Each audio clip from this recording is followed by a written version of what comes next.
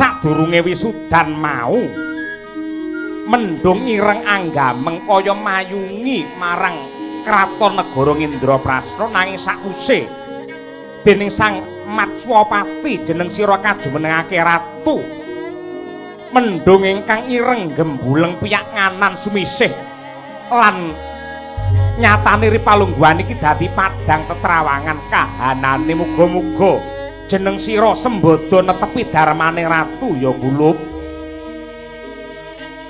Inggih Hyang Talkanda ngaturaken panuwun. Yai Badranaya Maragage momongamu iki tuturana Yai. Ha inggih Sang Dewi nuwun sewu.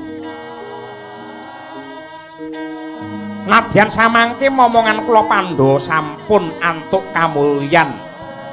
Nanging ibarate wong gegawa niku ora saya enteng parandene malah saya abot. Wong dadi ratu niku sanes bebungah nanging amanah sing tegese ratu niku gadah tanggel jawab awrat tumrap rahayuning negara lan kamulyaning kawula.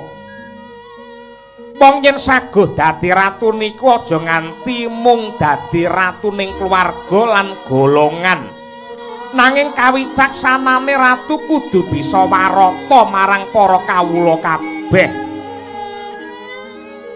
Aja nganti ana tetembungan ratune mulya ning kawulane rekoso, ratune sugih kawulane ngelih, ratune ngrasake nikmat ning kawulane keserakat, ratune mangan enak ning kawulane delak-delak niku sampun ngantos.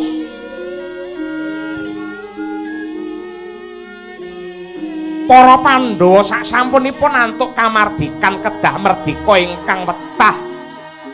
Sampun ngantos tata gelar merdika ning sejatine malah saya rekoso. Kurawa menehaken bumi Ngamarta utawi Wanamarta menika mesti duwe pamrih ingkang sinandhi aja nganti kamardikane Pandhawa mangke dipun kendhaleni dening wong murka.